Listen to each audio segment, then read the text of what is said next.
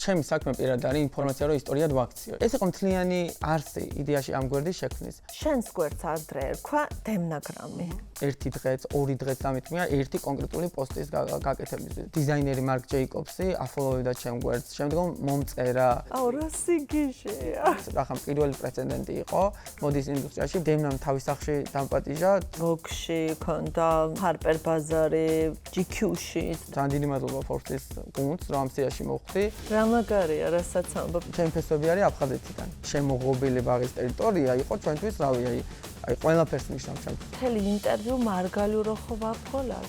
გირივა შრომას ყოველთვის მოაქვს შედეგი. ნებისმიერი კონტენტ კრეატორის უდიდესი კაპიტალი არის რეალურად სანდოობა. გარდამტეხი პერიოდი მაინც იყო, როდესაც უბრალოდ კონტრაქტი გავაფორმე ბრენდთან. იმიტომ რომ შენ მოწონდი მათ. დემნა არის როგორც ადამიანი, იცი რა? დემნა, თუ გვიყურებ, კარგი რაღაცები ხშირად გვითხარი, რომ აგვიხდეს.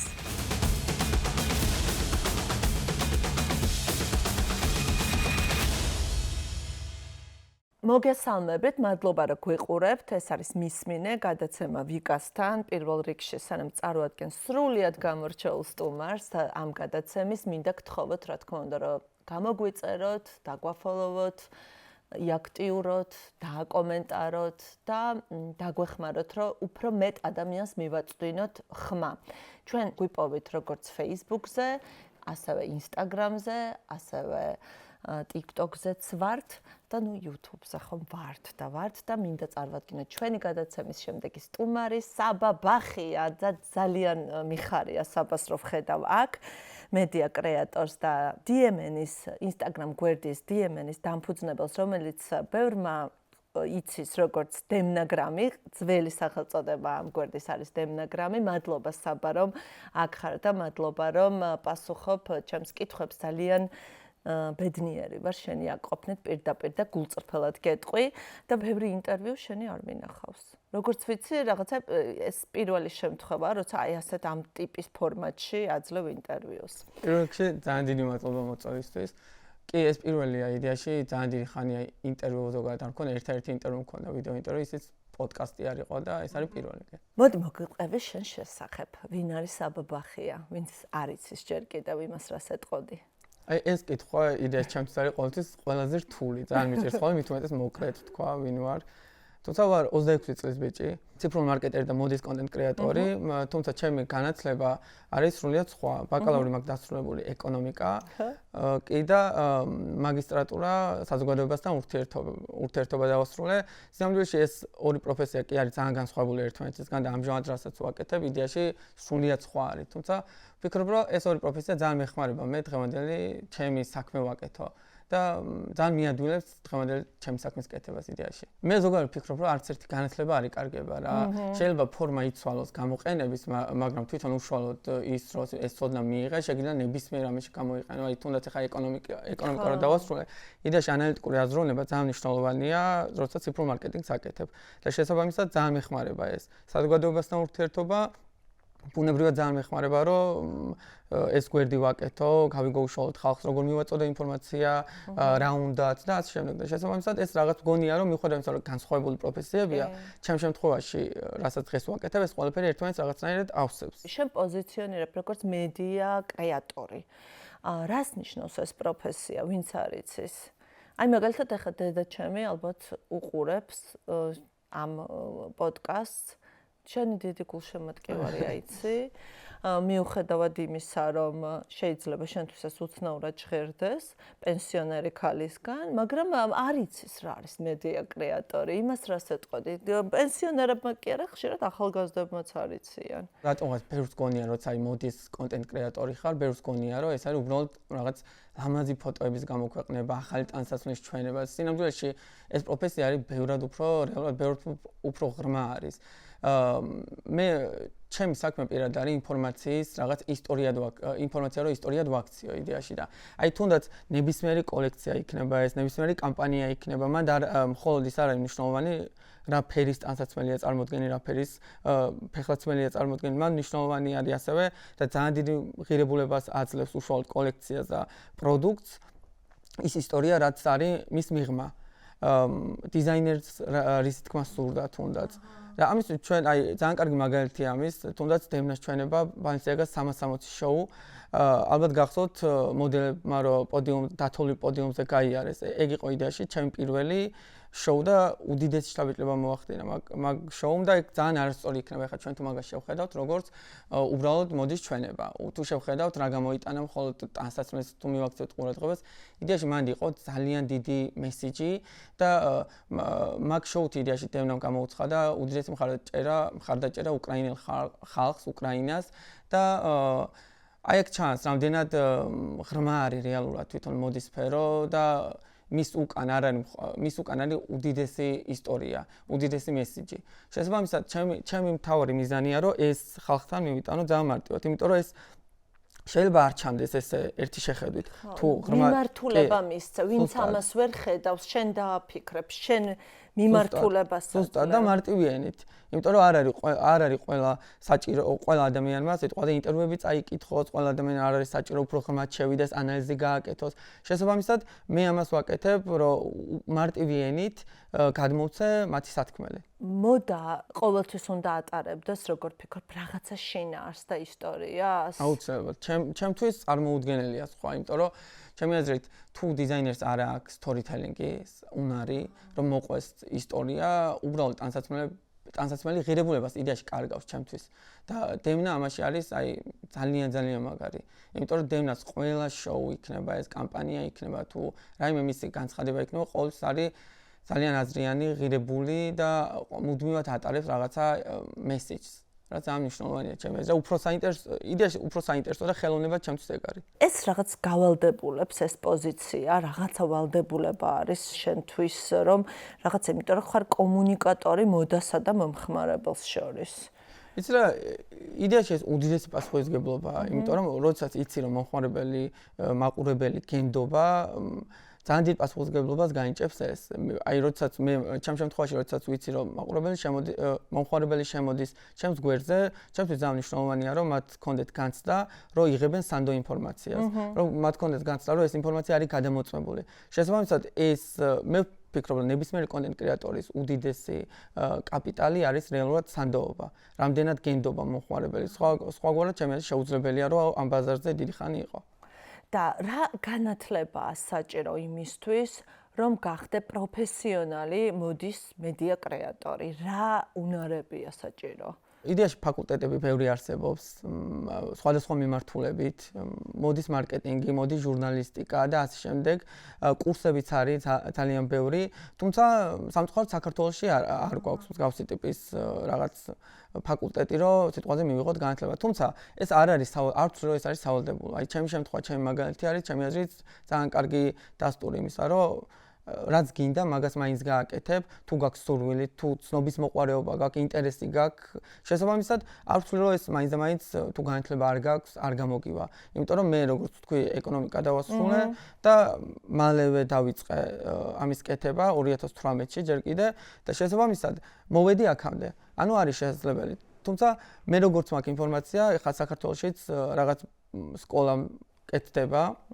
სოფოჭყონიას აკეთებს, როგორც ვიცი, და ძალიან მიხარია. განსაკუთრებით იმიტომ მიხარია, რომ ვიცი სოფოს რამხელა განათლება აქვს, ვიცი სოფოს გამოცდილება ამ მიმართულებით და ზუსტად ვიცი, რომ ძალიან კარგად გამოვა, ეგ თუ გამოვიდა და თუ დაიწყეს და შესაბამისად მეც ძალიან ველოდები მაგას. იცი, როგორც მე ხვდი, ეს არის უფრო ნიჭი, უნარი, შესაძლებლობები, რესურსები, ვიდრე რაღაცის სწავლა სადღაც, ხო? რაღაცა უფრო ასე ვხედავ ამ პროფესიას.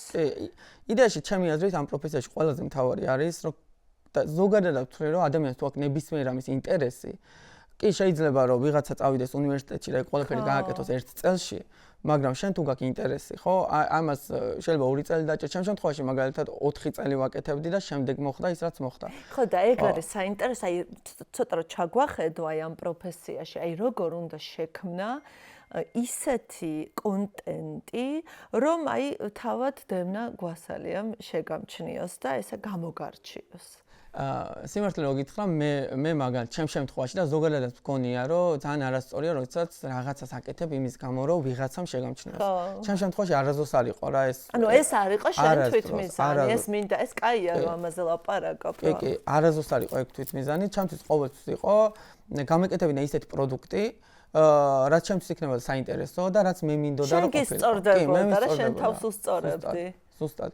და არასდროს არ მქონია ეს არც ის მეგონა რომ ოდესმე მეგონაზეც არ არის არც მიფიქრია რომ ოდესმე ბალენსიაგასთან ამდენ წლიანი თანამშრომლობა მექნებოდა დევნას პირადად შევხვდებოდი არც ერთ ეტაპზე არ იყო ეგ ჩემი თვითმიზანი რა თქმა უნდა სურვილი იყო ესე მაგრამ ის რომ ამის გამო ვაკეთებდი რაღაცას და აი ეს იყო რაღაც იდეა ფიქსი ეგრე არ იყო ხო და ეგ არის მე მგონი შენ ეს ქსია მოვდნობდა შენ ეს გისწორდებოდა და იმიტომ გამოგდიოდა კარგად და მე მგონი ეგ არის ყველაზე მთავარი და მე რაღაცა ის გაკეთება რა ძალიან გინდა შესაბამისად მე თავს აიძულებ რომ იცოდე უფრო მეტი ეს როგორ უნდა გააკეთო კარგად. ზუსტად იდეაში ეგრე აი ბავშვს ინტერესი როცა აქვს რამის მიმართ უფრო მეტად ცდილობს რომ ეგ გაიგოს რაც არ უნდა შენ აქედან უთხრა რომ არა ეს ჯობია ის მაინც იმას გააკეთებს რაც თვითონ აინტერესებს და ეგ არის ძალიან მნიშვნელოვანი. მითი ზისგან დამცავი მხოლოდ სანაპიროზე ან აუზზე მჭირდება. რეალობა. სინამდვილეში მზის გამოსხივება აღწევს ოფისშიც, მანქანაშიც, სახლშიც და ჭრდილშიც კი. მზეს ვერ დაემალები. გამოიყენე მზისგან დამცავი ყველგან და ყოველთვის. ისარგებლე 50%-მდე ფასტაკლებით მზისგან დამცავ საშუალებებზე PSP-ში.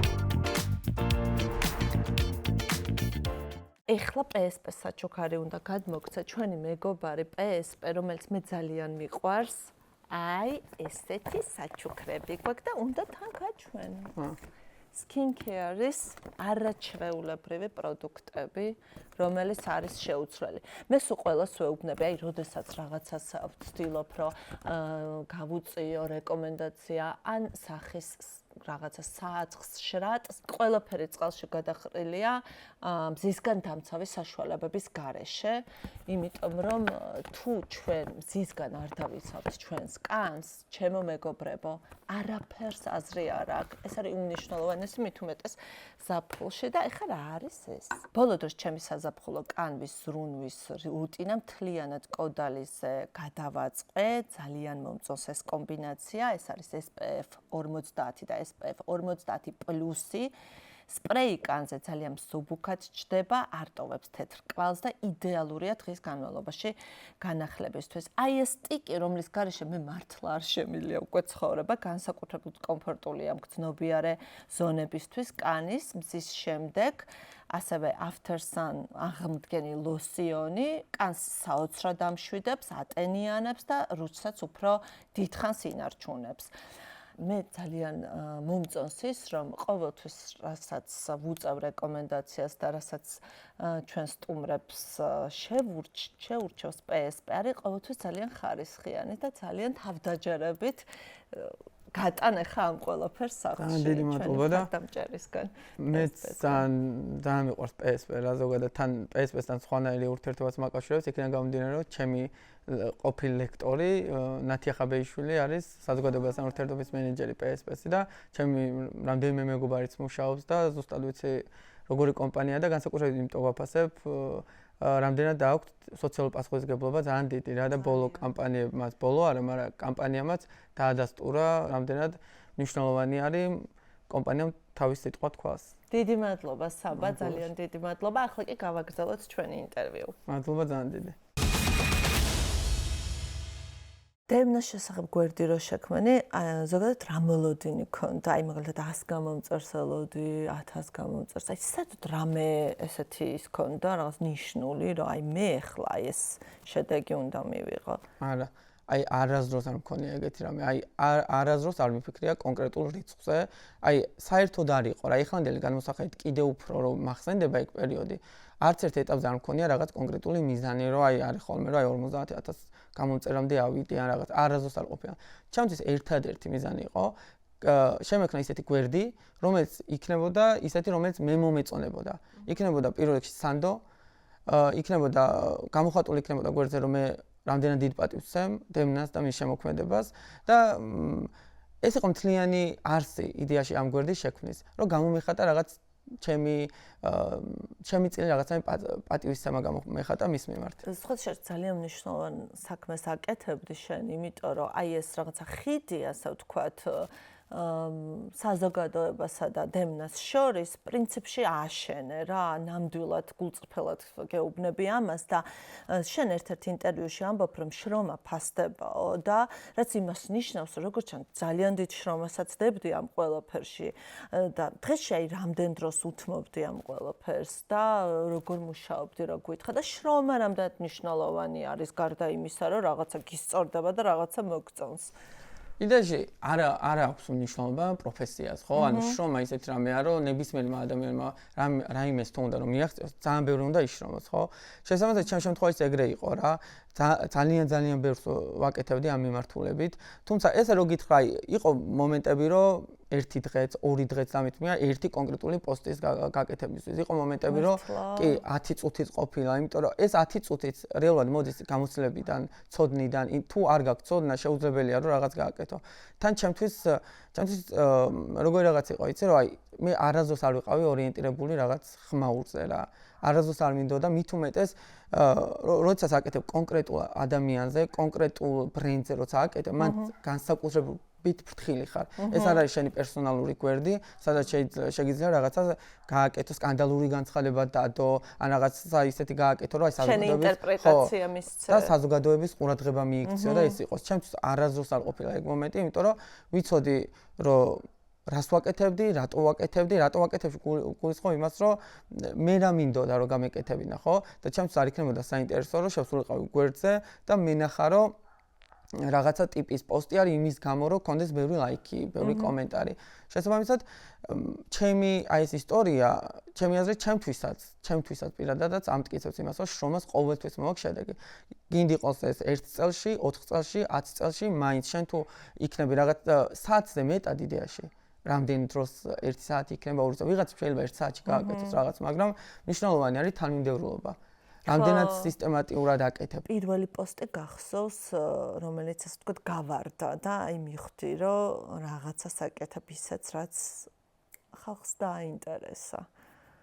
პირველი პოსტი, აი ესე კონკრეტულად რო გითხრა, არ მახსოვს რა. ეს ნელ-ნელა ხდება. ხო, ანუ ესე პირველი პოსტი ნამდვილად არ მახსოვს, არც მახსოვს. ეხლა რომ მკითხვა, ყველაზე მეტი ლაიქი, ყველაზე მეტი კომენტარი, აი ესე კონკრეტულად არ მახსოვს. არ აქცევ მაგას ყურადღება. აუცილებლად ვაქცევ ყურადღება, იმიტომ რომ შეუძლებელია ამას არ მიაღწევ.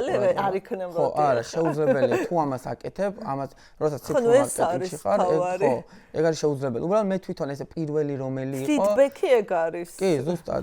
ესე კონკრეტულად არ მახსოვს. თუმცა მახსოვს პირველი ესეთ მნიშვნელოვანი რეაქციები ჩემთვის რა. აბა რა იყო? აი მაგალითად, როდესაც პირველად შემომჩნიე, რომ დიზაინერი მარკ ჯეიკობსი აფოლოვებდა ჩემ გვერდს, შემდგომ მომწერა და ძალიან კარგი სიტყვები მომწერა, რომ კარგ საქმეს ვაკეთებდი. აუ, რა სიგიჟე. კი, ამის შემდეგ იყო, რომ შემომჩნიე, რომ სხვადასხვა მოდის ჟურნალისტებიც აფოლოვებდნენ გვერდს. შემდეგ იყო ერთი მომენტი, როდესაც ვნახე, რომ ბალენსიაგას იმდროინდელი დირექტორი სედრიკმა დამაფოლოვა, დამიკომენტარა და ჩემთვის ძალიან მნიშვნელოვანი იყო, იმიტომ რომ იმ ინდუსტრიის წარმომადგენლები, ის ხალხი, ვინც უშუალოდ ამ ინდუსტრიაში მუშაობს, ისინი გამოხატავენ ჩემს მიმართ ხარდაჭერას და მოტივაცია. კი, ეგ იყო უდიდესი მოტივაცია. ძალიან დიდი მოტივაცია. მაგარი შეგრძნება ალბათ. კი.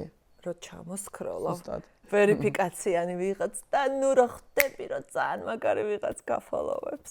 კი, თან მაგრამ იდეაში სედრიქს არ ქონდა ვერიფიკაცია და დღემდეც არ აქვს. არ ჯეიკობს აქვს, სედრიქს დღემდე არ აქვს. და როდის მივხვდი, რომ უკვე ეს აღარ არის ჰობი, იმიტომ რომ ეს ხო რეალურად ამაზე ესე დავიწყეთ საუბარი, რომ ეს იყო ის, რაც ძალიან გისწორდებოდა, გსიამოვნებდა.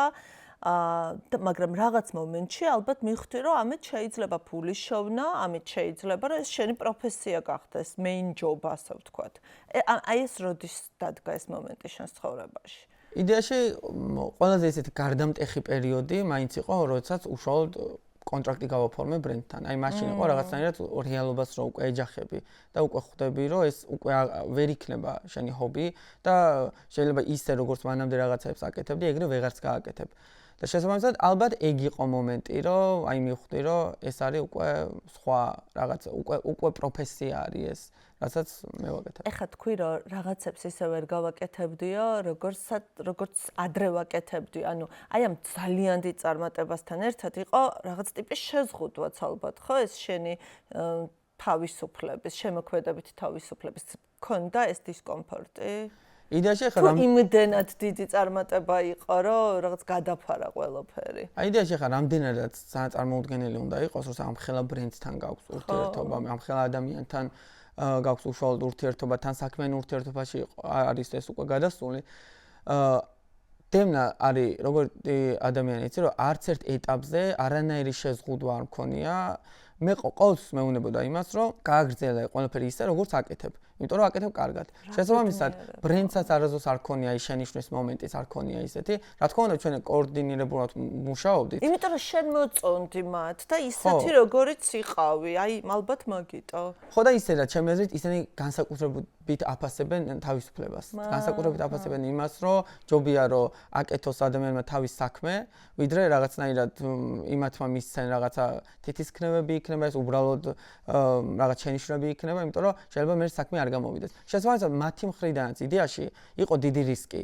ის რომ ეს იყო პირველი პრეცედენტი იდეაში მოდის ინდუსტრიაში, როდესაც რაღაც მხარდამჭერი გვერდი გახდა ოფიციალური პარტნიორი და თან ეს ძალიან ღიად. და შესაბამისად ეს მათთვისაც იყო რისკი და ჩემი აზრით ისინი ძალიან უფრთხილდებოდნენ იმას, რომ რაღაც ჩვენ შორის ურთიერთობა ყოფილიყო ძალიან ისეთი კარგი და ჩემი აზრით ეგრეც იყო. და როგორც მივხვდი, მაინც ჩვენი რაღაცა დასკვნა რო გავაკეთოთ ამის, რაზეც ახლა ვისაუბრეთ, მაინც კონტენტს მხოლოდ რაღაცა სწავლით და რაღაცის ცოდნით ვერ გააკეთებ კაი კონტენტს, საჭიროა ინტუიცია, საჭიროა ცნობის მოყვარეობა, საჭიროა ძალიან დიდი სურვილი და სიყვარული და შრომა და არა რომ აი რაღაცა ფორმულა, რომ აი რა გავარდება და რა არ გავარდება არ არსებობს, ხო? ხო, რა თქმა უნდა, ეს ფორმულა. თუ არის მაინც რაღაცა სტანდარტი, რაშიც უნდა იყო. ისა მე მაინც კი არის რაღაცები, აი ვიდეო შემთხვევაში რაღაც ჰუკები, რაც უნდა გამოიყენო, რომ უფრო დიდი ყურადღება მიიქციო, თუმცა ზოგადად ვფიქრობ, რომ ორივე ძალიან მნიშვნელოვანია რა, ეს რაღაც ინტუიციაც, რომ იდეაში ინტუიცია მოდის, საიდან ხო, აი გამოცდილებიდან მოდის ინტუიცია და შესაბამისად ესე ძალიან მნიშვნელოვანია უბრალოდ, მხოლოდ ის რომ ინტუიციით რაღაცას ხვდები, არა, ეს ინტუიციას შემდეგ უნდა მოყვებოდეს რაღაცნაირი ანალიზი, ხო? და იმიტომ დღეს ყველა პოსტის მიღმა არის რიცხვები, სტატისტიკა, შესაბამისად აი წინათ რო საუბრობდით ცოტა ხნის წინ ანალიტიკასთან დაკავშირებით, ხო, ძალიან მნიშვნელოვანია. თუმცა როგორი რაღაცა იცი, რომ ანალიტიკა იდეაში გეუბნება შენ რა ხდება. იმას არ გეუბნება, რატომ ხდება. და ეგ რატომ არის ძალიან მნიშვნელოვანი კითხვა. რადგან ჩვენ უნდა გასცე უკვე პასუხი და ის ხდება, არ ვიცი, კომენტარების წაკითხვებით, ხალხის რეაქციები, მესიჯების წაკითხვებით, ამ ყველაფრისგან შენ დასკვნა უნდა გამოიტანო, ანალიზი უნდა რაღაც ანალიზი უნდა გამოიტანო და შესაბამისად ამის შემდეგი ნაბიჯები ამის შემდეგ უნდა გადადგა. და როგორ? ყველა კომენტარს კითხულობ ხო შესაბამისად. მე ყოველთვის აი ყველა კომენტარი, მესიჯებსაც იდეაში ყოველთვის ყველაფერს ვკითხულობ. და რა არის ყველაზე დიდი შეცდომა, რომელსაც დამწყები კონტენტ კრეატორები უშვებენ, როგორ ფიქრობ? იცი რა, ბოლო პერიოდში რასაც ვაკვირდებ, შეიძლება ძალიან დიდი ხნის ტენდენციაა, სად უბრალოდ მე ბოლო პერიოდში განსაკუთრებით თვალში მხვდება, არის ის, რომ აი ლაიქებს და ფოლოვერებს რო ყიდულობენ. აი ეგ არის ჩემთვის არა, ეგ იდეაში ობიექტურად არის ყველაზე დიდი შეცდომა. იმიტომ რომ აი ნახე, როდესაც შენ ლაიქებს ყიდულობ, კომენტარებიც, იდეაში კომენტარებსაც ყიდულობ, ფოლოვერებსაც ყიდულობ, შენ ამით გავიწყნება ის, რომ ჩვენ სოციალურ ქსელში განახლებული ხელოვნური ინტელექტი ყოველთვის გვადენებს თვალს. შესაბამისად, შენ ამით ალგორითმს ურევ მიმართულებას, ალგორითმი ვერ ხვდება ვინ არის შენი რეალური აუდიტორია და შენ რო რაღაც ფოლოვერებს ყრი, არ აქვს მნიშვნელობა, ეს იქნება უცხოელები იქნება, თუნდაც არის ქართველი ფოლოვერებსაც ყიდულობენ. ის ადამიანები იდეაში შენი რეალური გამომწერები არ არიან, რეალურად შენ მათ არაფერი არ აინტერესებს. შესაბამისად ალგორითმი ირევა და ყოველთვის შენი შემდგომ დადებული პოსტები და ასე შემდეგ მიდის მათთან. რომელსაც ხო არ აინტერესებთ. ეგ არის და ვერც განსაზღვრებ წინასწარ, ხო? თუ ალგორითმი ირევა, ნუ პრაქტიკულად ამოვარდნილი ხარ აბსოლუტურად. ზუსტად აი შემდეგ უკვე ცოტა ციფრული მარკეტინგისკენაც რო წავიდეთ, ცოტა მაგ მიმართულებით შემდეგ აი რეკლამის გაშვებაც რო გინდოდეს, უკვე ალგორითმი იმდენად არეულია, რომ ეგ რეკლამა ვეღარ იმუშავებს ისე როგორც სიტყვაზე აქამდე იმუშავებდა, ხო? ეს არის ჩემთვის ერთ-ერთი ყველაზე დიდი პრობლემა. ასევე მგონია რომ რაღაცაიდან ძალიან სწრაფად უნდათ წარმატება, აი ძალიან მალე უნდათ, აი დღესვე ერთი ვიდეოს დადებით, რაღაც ერთი პოსტის გაკეთებით, რაც რეალურად ეს არის ფაქტობრივად შეუძლებელი. ის როდესაც ვამბობთ ხოლმე, რომ რაღაც ვირუსული ვიდეო იყო რაღაცა. რეალურად ეგ მაგ ვირუსული ვიდეოს მიღმა არის ძალიან ბევრი შრომა ჩადებული, რაც ბუნებრივად არ ჩანს. იმიტომ რომ ადამიანები ხა ამის შესახებ არ ლაპარაკობენ, თუ რამდენ აი დროს უთმობენ, რამდენი სიტყვაზე იგივე ფინანსურ საკითხში რამდენ დროს უთმობენ ამ ყველაფერს და ფინანსური რესურსი რამდენი არის და საბადა შეიძლება იყო მოდის კონტენტ კრეატორი და არ ერკვეოდა მოდაში, აი რაღაცებს დებდე, პოსტავდა, აი რუტინა იყოს ეს შენი, აი რაღაც ტექნიკური ტიპი იყო და რაღაც მოდაში არ ერკვეოდა. იცი რა ზოგადად მგონია რომ ყველაფერი არის შესაძლებელი. აი პოლიტიკაში ხო ყავს ისეთი ადამიანები, რომლებიც პოლიტიკაში არ ერკვევიან საერთოდ. შესაბამისად არის ყველაფერი ეს შესაძლებელი, უბრალოდ დიდი ხანი ვერ იქნები ამ ბაზარზე, იმიტომ რომ იმხელა აი განსაკუთრებით ხა მოდის მიმართულებით რომ ისო დაუბრუნდეთ, იმხელა კონკურენცია, რომ შენ უბრალოდ ის რომ რაღაცა ზედაპირულად იცოდე და უბრალოდ აშუქებდე რაღაცას, ხო, დიდი ხანი უბრალოდ ვერ იქნები ბაზარზე. შენს გვერდს ადრე ერქვა დემნაგრამი. ეხაც მე რო წარგადგინე როგორც DMN-ის თამფუძნებელი, იქვე მივაყოლე რომ ეს არის დემნაგრამის გვერდი. რატომ შეიცვალა ეს სახელწოდება რომ აუხსნა მაყურებელს და მეც მაინტერესებს. იდეაში იმიტომ რომ მე ვფიქრობ რომ დემნაგრამა თავისი გასაკეთებელი გააკეთა, თავისი მისია შეასრულა და რაღაც ვფიქრობ რომ უკვე როდესაც ამ საქმეს როგორც ვთქვი 2018 წლიდან ვაკეთებ. ანუ წარმოიდგინე რამდენი პერიოდი, რამდენი წელი, 4 წლის შემდეგ იყო უკვე ბალენსიაგა, მე კიდე 4 წელი დაახლოებით ბალენსიაგასთან მქონდა თანამშრომლობა, შესაბამისად ამ მიმართულებით მე ძალიან დიდი ხანი ვაკეთებდი ჩემს საქმეს. და ვფიქრობ რომ რაღაცნაირად ჩემთვის რაღაცნაირად თავი ამოწურა. შესაბამისად იყო საჭირო რომ ახალ ეტაპზე გადავსულიყავით. იგივე დევნას შემთხვევაში, ეხლა დევნაც უკვე თავისი ახალი ეტაპი აქვს, დევნას სხვა სხვა მხრივ არის, სხვა ბრენდშია, შესაბამისად ჩემთვისაც უკვე დრო იყო რომ სხვა რამე გამეკეთებინა, ეს საჭიროც იყო ჩემთვის, იმიტომ რომ რაღაც მხრივ შეიძლება ცოტა იმას გავდა უკვე სიტუაცია რა, რაღაც დახურულ ოთახში რო ხარ. და რაღაც უკვე ათვისებული გაქვს ყველაფერი. და შენ ქონდა სტატიები ასევე Vogue-ში, ქონდა Harper Bazaar-ი, GQ-შიც და როგორ მოხდი აი ამ სფეროში შეგიძლია გაიხსენო, აი როგორ მოხდა ეს კოლაბორაცია? იდეაში აქ დაზუსტება, აქ სტატია ესე უშუალოდ მე კი არ დამიწერია სტატია, ეგ იყო ინტერვიუები ჩემი. ჩემთან ინტერვიუები იყო, კი. და თანამშრომლობას რაც შეეხება, ინტერვიუები ბუნებრივად იქიდან გამომდინარეობდა, რომ ეს რახან პირველი პრეცედენტი იყო მოდის ინდუსტრიაში, ბუნებრივად იყო ინტერესი, შესაბამისად ყველას აინტერესებდა ვინ ვიყავი, იმიტომ რომ მე რაღაც ძალიან დიდი ხანი სანამ მე უშუალოდ კონტრაქტი არ გავიფორმე, მანამდე არავინ არ იცოდა, აი ძალიან ჩემი ახლო მეგობრები, რაღაც 5-6 კაცი, ვინც იცოდა რომ ამ გვერდის მიღმა ვიყავი მე.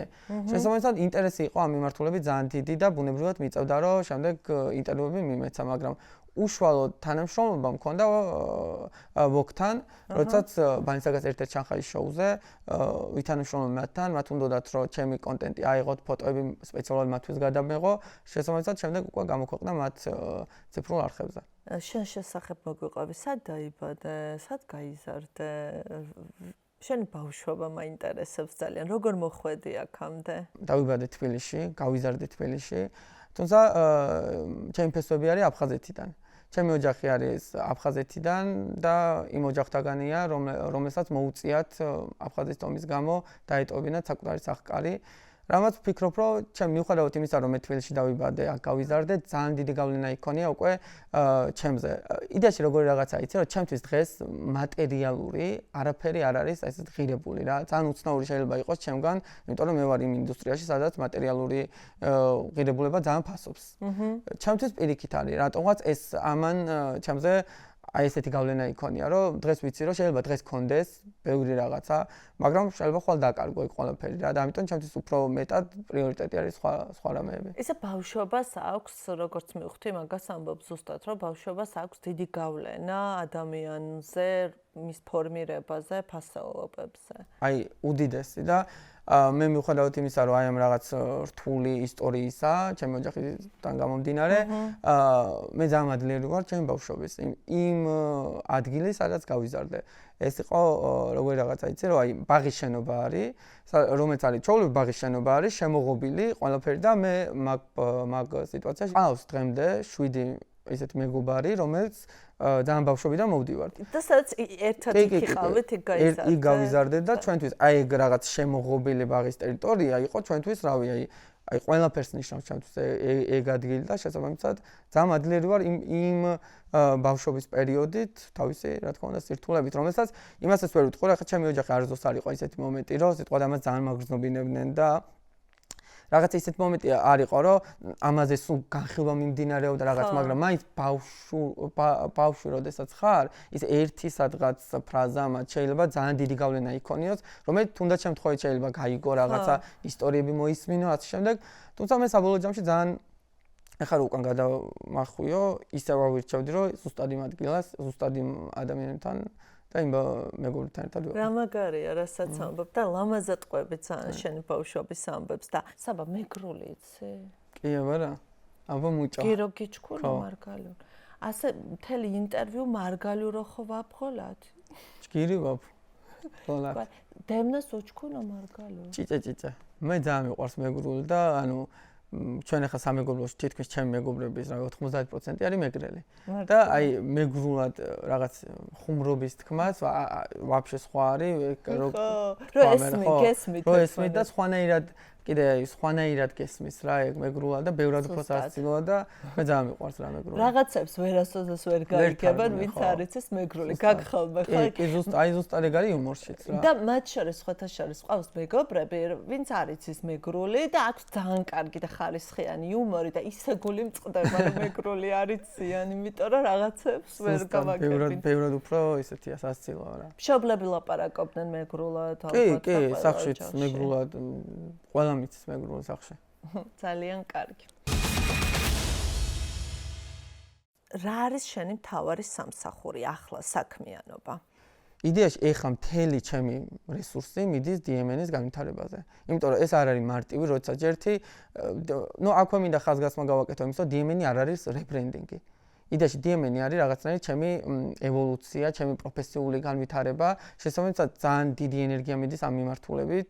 მთლიანად დროს ფაქტობრივად უთმობ აი ამას, რომ ეს განვითარდეს ისე, როგორც მე მინდა რომ იყოს. პარალელურად რა თქმა უნდა არის პროექტები, რომელსაც ვაკეთებ, მაგრამ ძირითადი ესეთი სამსახური არის ჩემთვის და ღირებული არის DMN-ი. შეხარ ქართული Forbes-ის under 30-ის სიაში, under 30-ის სიაში, ეს ნიშნავს, რომ შენ გაქვს მაღალი შემოსავალი. იდეაში მაგას არ ნიშნავს. არა? არა. ეს არის სხვასია. იდეაში Forbes under 30 არის. მე ესე მომინდებოდა. ნახე რა კარგად ჭრეს. ბავშვი საბავშვო ბაღიდან Forbes-ის სიაში. ძალიან. რა headline-ია ეს მინდა ამოჭრეთ. იდეაში ეს Forbes under 30 არის იმ ახალგაზრდების რაღაცნაირი სია, რომლებმაც თავიანთ საქმეში, თავიანთ პროფესიაში მიაღწიეს ძალიან ბევრს და თქვენ თავის სათქმელი. მეც ამ სიაში ძალიან დიდი მადლობა Forbes-ის გუნდს, რომ ამ სიაში მოვხვდი, რადგან ეს რა თქმა უნდა ძალიან დიდი პატივია, როდესაც რაღაცნაირად გრძნობს სხვა ადამიანების მხრიდანაც ამ დიდ დაფასებას და ეს უშუალოდ კონვერტირდება თუნდაც ჯილდოს მხრივ. ძალიან მაგარია. იცი, შენი მთელი ისტორია არის მართლაც შთამბეჭდავი რა, ის გზა, რომელიც შენ გამოიარე, არის შთამბეჭდავი და ყველაზე მთავარი რატომ მომწონს შენი ისტორია? ეს ძალიან დიდი мотиваცია შეიძლება იყოს ახლა იმ ბავშვებისთვის, ვინც არ ვიცი, საბავშვო ბაღებში ცხოვრობენ ახლა და ფიქრობენ, რომ შეიძლება, არ ვიცი, მათი მომავალი არის ბუნდოვანი. თუ ადამიანი მოინდომებს, ძალიან დიდ შრომას ჩადებს და ძალიან დიდ სიყვარულს, ყველაფერი გამოსვლადი არის. ალბათ ესეც არის გზავნილი ბავშვებისთვის შენკან. დემნაზე უნდა გელაპარაკო. რისი ლაპარაკი შემიძლია, რა თქმა უნდა. პირველად როდის გაიგო დემნამ შენი არსებობის შესახებ და საერთოდ რა იცოდა მან? იდეაში თვითონ ჩემი არსებობის შესახებ დემნამ გაიგო 2000 16 წელს 2016-17 წლებში თუმცა მე როდესაც ჩემი გვერდი გავაკეთე მაშინ დევნამ საერთოდ არ იცოდა რომ მე ვიყავი ამ გვერდის უკან ეს იყო მე პირველ დევნასთან მქონდა კომუნიკაცია როგორც 16-17 წლებში და უბრალოდ მე გამოვხატე ჩემი პატივისცემა რაღაცნაირად და მივწერე Facebook-ზე მაშინ Facebook-ზე დევნა იყო ანუ აქტიური მომხმარებელი იყო და შესაბამისად მე მივწერე რომ ინგლისურად მივწერე რომ you are simply the best ეს იყო ჩემ და ისეთ მომენტი მქონდა რომ არც მიფიქრია რომ ეხა უნდა მომწეროს ან რაღაც მიპასუხოს აი დაახლოებით როგორი რაღაცა იცი აი ჩემთვის ეგეთი რამე იყო რომ რავი რომ ის ძალიან ცნობად სახეს და რო იცი რომ განა ის რომ უბრალოდ არ გიკადრებს და არ გიპასუხებს კი არა უბრალოდ ფიზიკურად ვერც ნახავს მაგას იმიტომ რომ ბევრი შეტყობინება არის და ასე შემდეგ შესაბამისად მე ეგ მოლოდინი მქონდა თუმცა რამდენიმე საათში მან მიპასუხა რაღაც სმაილები მომწერა და ჩემთვის ეგ იყო ძალიან ისეთი რა როდესაც ძალიან ვადევნებდი დევნას მაგ პერიოდში. თან მაშინ რამდენი წლის იყავი? მაშინ ვიყავი 16-17 წელს თინეიჯერი. ხო. და თან მაგ პერიოდში ისეთი მომენტი იყო, რომ ვეტმო იყო ახალი ანუ ახალი გამოჩენილი იყო, პლუს ბალენსიაგასთან უკვე ქონდა მას კონტრაქტი, ძალიან ახალი იყო ეს ყველაფერი რა, ეს თლიანი დევნას თვითონ წარმატება, ეს აჟიოტაჟი ძალიან ახალი იყო და ჩემთვის ეს რა თქმა უნდა ორმაგად სასიხარულო იყო, რომ ესეთი ადამიანი, ესეთი ადამიანმა ნახა ჩემი რაღაცა გზავნილი მის მიმართ. და როგორ დაგიკავშირდა? იდეაში დაკავშირება, შემდეგ ჩვენი კომუნიკაცია ჩვენი კომუნიკაცია გრძელდებოდა, როგორ იცი, რომ აი დაბადების დღე თუ ქონდა ან ახალი კოლექციას როცა აჩვენებდა მე ჩემს რაღაც აზრს წერდი დაბადების დღეს რო ქონდა ვულოცავდი და ასე შემდეგ და ეს იყო ძალიან ისეთი ადამიანური, ჩვეულებრივი ისეთი ურთიერთობა და მე მახსოვს მაგ პერიოდში ერთი ძალიან ისეთი ფრაზა რა, როცა თორცები მაშინ იყო რომ დაბადების დღე მიულოცე და მანაც ძალიან ისეთი ტექსტით დამიბრუნა პასუხი რომ ჯერ უნდა შენ თავის მიყევი შენს ოცნებებს და ის აუცილებლად მიგიყვანს კარგ ადგილას. და იდეაში მაგ პერიოდში მე არანაირად აზრადაც არ მქონდა რომ რამე პლატფორმა აი საერთოდ მაგაზე არც მიფიქრია. შესაბამისად ეს მაინც ჩემთვის რაღაცნაირად მე განსაკუთრებით უფრო ვაცნობიერებ რომ ქვეცნობიერად უდიდესი мотиваცია იყო. ჯერ ისედაც ეს ფრაზა ძალიან მამოტივირებელია, მაგრამ შემდეგ უკვე ჩემი ისტორიას რომ ვიაზრებ, ზუსტად რაც მითხრა, ზუსტად ეგ ყველაფერი ერთ-ერთში ახდა. ზუსტად ვიცი რომ დევნასაც ეგ არ ქონდა იმიტომ ნათქვამი რომ რაღაცა მოლოდინი ქონდა რომ მე რამეს გავაკეთებდი ამ მიმართულებით. უბრალოდ ეს თვითონ რაღაც გულიდან იყო მისგანაც წამოსული და შესაბამისად ზუსტად ისე მოხდა. სიტყვების ძალა. კი, აი ზუსტად. და რა მომენტში, რა დროს, ვინ რას გეტყვის? ზუსტად. და აი ეს იყო 2017 წელს და 2018-ში უკვე მე გადავწყვიტე რომ გამეკეთებინა დევნაგრამი. და ოღონდ დევნაგრამი როცა გავაკეთე, ჩემი სტრატეგია ესეთ რაღაც ერთადერთი აი ესეთი სტრატეგია იყო ის რომ არ მინდოდა რომ ვინმე ცოდნოდა რომ მე ვაკეთებდი. ანუ მე საერთოდ არ მინდოდა ის რომ ცოდნოდათ რომ ქართველი აკეთებდა ამას. იმიტომ რომ არ ვიცი ეს შეიძლება ეს ჩემი უბრალოდ შეხედულება თუ რეალობა ეგრეა, რატომღაც როდესაც იცი რომ რაღაცას ქართველი აკეთებს, თუ ძალიან დიდი წარმატება არა აქვს. ხო, აი ეს სკეპტიკურად უყურებ, რაღაც მხარდაჭერაც არ არის ისეთი დამწყები კრეატორების მიმართ და ზოგადად ხო. თბილისელი ბიჭი აკეთებს რაღაცა გვერდს და აი გარგინდოდა. ზუსტად და მით უმეტეს როგორი რაღაცა იცი, ინსტაგრამი ძალიან ისეთი პლატფორმაა, რომ ინსტაგრამზე ეს დაფოლოვება სხვა მნიშვნელობა აქვს, ვიდრე Facebook-ზე დალაიქება. Facebook-ზე შეიძლება იმდენი გვერდი დაალაიქო, რომ არც გეპრობლემურება ეს, მაგრამ ინსტაგრამზე როცა რაღაცას აფოლოვებ, ეგ ძალიან ისეთი მნიშვნელოვანი არის ადამიანისთვის, იმიტომ რომ ინსტაგრამის ალგორითმი ისე არის აგებული და მით უმეტეს მაგ პერიოდში განსაკუთრებით სხვანაირი იყო. შესაბამისად, ჩემი ეს იყო, რომ მე ხალხი არ გამომყვება სიტყვაზე, იმიტომ რომ ეცოდინებათ, რომ აი ქართველი და ასე შემდეგ რა და იდეაში ამან გაამართლა. იმიტომ რომ ძალიან ბევრი ქართველიც, უცხოელიც წერდა, რომ აი რა თან ინგლისურად წერდნენ, იმიტომ რომ ვერ ხვდებოდნენ რომ ქართველი ვიყავი, რომ აი რა მაგარია, რასაც აკეთებ და ასე შემდეგ და ასე შემდეგ. და უკვე 2000 ალბათ 19 წელი იყო. ხო.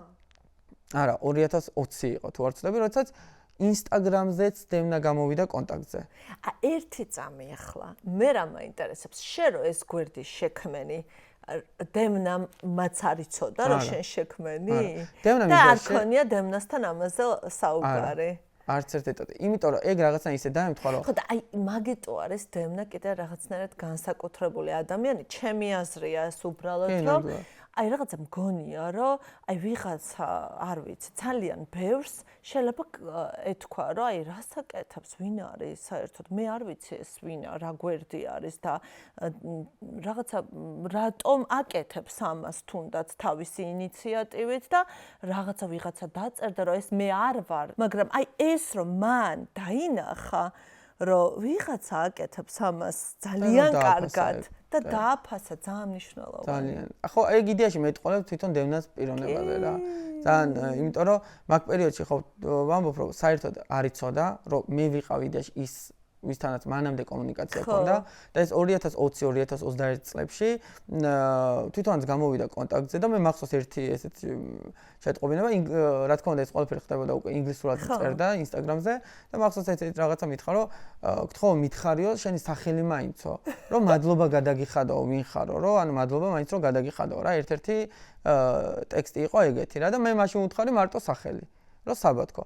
უბრალოდ ახლა ბუნებრივია მას არც ემახსოვრებოდა ის რომ რაღაც 2017 წელს ჩვენ რაღაც Facebook-ზე ვქონდა, სხვა პლატფორმებზე აბსოლუტურად რაღაც კონტაქტი და ასე შემდეგ და ჩვენაც ჩაულებრივად შემდეგ გავაგრძელე ჩემი საქმე. და ამის შემდეგ იყო რომ მუდმივად დევნა კონტაქტზე იყო და მე რასაც ვაფასებ დევნაში ყველაზე მეტად არის ის რომ ყოველთვის შეუძლია რომ გამოყოს შენთვის დრო. და ეს იგრძნობოდა მაშინაც კი, როდესაც საერთოდ ეს პლატფორმაც არ მქონდა. ახლა ბევრმა შეიძლება თქვას, რომ ეს იმიტომ ხდება, რომ შენ მისი პლატფორმა გქონდა და შესაბამისად ბუნებრივია ამას აკეთებდა. სინამდვილეში ეს ესე არა, იმიტომ რომ მაშინაც კი მე როცა არ მქონდა პლატფორმა, დევნას ყოველთ მე რაღაცას მივწერდი, ძალიან სიტყვაზე პატარას, ტექსტ მივწერდი, ის ყოველთვის რაღაცა დიდი ტექსტებით წერდა და ეს უკვე Instagram-ზე ამბობ თუ მანამდე? მე მანამდე ვამბობ, როცა არ მქონდა. და როდესაც Instagram-ზე მქონდა, მანდაც ბუნებრივად ესე აგრძელებდა. բայց ანუ დემნა ეხლა რა მომენტში ვართ ჩვენ რაღაცა ისტორიას ყვები ძალიან საინტერესოდ. ესე იგი დემნა ეხლა შენ გეკონტაქტება Instagram-ზე, იცის რომ შენ ქვია საბა, მაგრამ წარმოდგენაც არ აქვს, ხო, ნუ მაგ პერიოდში წარმოდგენაც არ აქვს, რომ ეს ის საბა დაბადების დღე რომ მიულოცა. ზუსტად. და აქტიურად რო წერდა Facebook-ზე, ზუსტად. მე რა ხდება მოყევი? და შემდეგ იყო ის, რომ მე არც ერთ ეტაპზე დევნაზე ზოგადად არ მიყვარს ხოლმე იდეაში ადამიანის რაღაცნაირი არც ანუ შეწუხება რა რაღაცნაირად ეგ ძალიან მეუხერხულება ყოველთვის და არც ერთ ეტაპზე მე არ მithქვამს დევნასთვის რომ სიტყვაზე მე რაღაც შოუზე მინდა დასწრება ან რაღაც უბრალოდ მინდა რომ გაგიცნო და არც ერთ ეტაპზე და თვითონ მითხრა რომ მინდა რომ დაგკვეთიშო შოუზე და ეს იყო ის შოუ რაზეც ვისაუბრეთ ეს პანსეგა 360 შოუ რომელიც თუ ყველა მონახეს კი რა თქმა უნდა შეხვედრა კი აი ეს იყო ჩვენ პირველი შეხვედრა და მაშინ როდესაც ჩავედი უკვე სანამ ჩავიდოდი რამდენიმე დღით ადრე იცოდა უკვე რომ მე ქართველი ვიყავი თუმცა რა თქმა უნდა ის ისტორია საერთოდ არ სახსოვდა და როდესაც ჩავედი და უკვე პირველად ვნახე პირველად მაშინ უთხარი რომ აი ვაჩვენე კიდევაც რა SMS-ი რომ აი ეს გაქვს მოწერილი ჩემთვის რა რაც ვთქვით და მისთვისაც ძალიან ის იყო რა ძალიან გაუკვირდა და რა თქმა უნდა ძალიან სასიხარულო იყო იმიტომ რომ იდეაში რაც თქვა აბსოლუტურად ხო აბსოლუტურად ერთ-ერთი ახლა და რაღაც კარგი რაღაცები უნდა თქვას დემნა თუ გვიყურებ კარგი რაღაცები ხშირად გითხარი რომ აგვიხდეს და როგორი ადამიანია კამერების მიღმა აი ეს ეხლა რაც მოვყევი ახ ძალიან ბევრი რამე ჩანს უკვე ძალიან ბევრი რამე ჩანს და აი ზუსტად ეგეთი არის არც ყველაზე მეტად მე დევნაში რასაც ვაფასებ არის ის რომ აი ძალიან უბრალოა აი ვერც მიხვდები რომ ანუ ეს ურთიერთობაში არც გაგრძნობინებს რომ ის აი ამ ხელა ბრენდის სათავეში აი ამ ხელა ფიგურაა ხო რეალურად და შესაბამისად როცა ამას ადამიანისგან არ გრძნობ ხო ეს ძალიან მნიშვნელოვანია რა და ურთიერთობაც ბევრად უფრო გიმარტივდება შემდეგ მასთან და ნუ ხა დანარჩენი აი ეს რაც თქვით რამდენად თუნდაც დროის გამოყოფის ამბავში ხო იმიტომ რომ ძალიან თავისუფლად შეუძლია რომ ადამიანს ნუ არ აქვს დრო და გინდ დრო კონდეს ან არ კონდეს ძალიან თავისუფლად შეუძლია რომ მოკლე პასუხი მოგწერს ვიღაცა უცხოს ხო და შესაბამისად მან რომ დაინახა ჩემი რაღაცნაირი დამოკიდებულება არც ერთ ეტაპზე არ ქონია ეს მომენტი რომ ერთი SMS-ით დაესრულებინა. იცი რა მეტყვს და ეხლა მე მგონი გამოვტოვეთ კიდე მნიშვნელოვანი ეპიზოდი. ისე საინტერესო ტყვეები რომ რაღაცნაირად ფილმივით არის ეს ამბავი. შენ ჩვენებაზე სანამ ჩახვიდოდი, აი მან რა ხდება? დაგირეკა, მოგწერა, როგორ მოხვდი იმ ჩვენებაზე და როგორ მოხდა უკვე თქვენი ოფიციალური კოლაბორაცია და შენი ემოციებიც მაინტერესებს. იდეაში მაშინ რომ დამირეკა არა, როცა მომწერა და ანუ მე გადავფსიხდებოდი უბრალოდ და შენ არ ქონდა ეგ?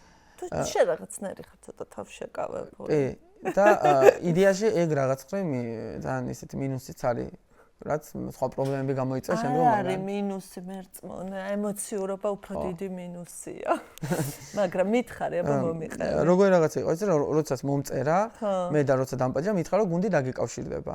შემდეგ როცა გუნდი დამიკავშირდა და იდეაში სანამ ამას მეტყოდა დევნა, მე მანამდე ბალენსიაგას გუნდი, მარკეტინგის გუნდი დამიკავშირდა, გვინდა რომ შენთან რაღაც ქოლი გქონდესო და ჩავერთეთ, ვისაუბრეთ, ზოგადად ვისაუბრეთ და მაგ პერიოდში ემთხოვოდა ის მომენტი, რომ დევნა უკვე თავის სახელით იქნებოდა, ანუ stage name, რასაც ქვია, იქნებოდა უკვე დევნა.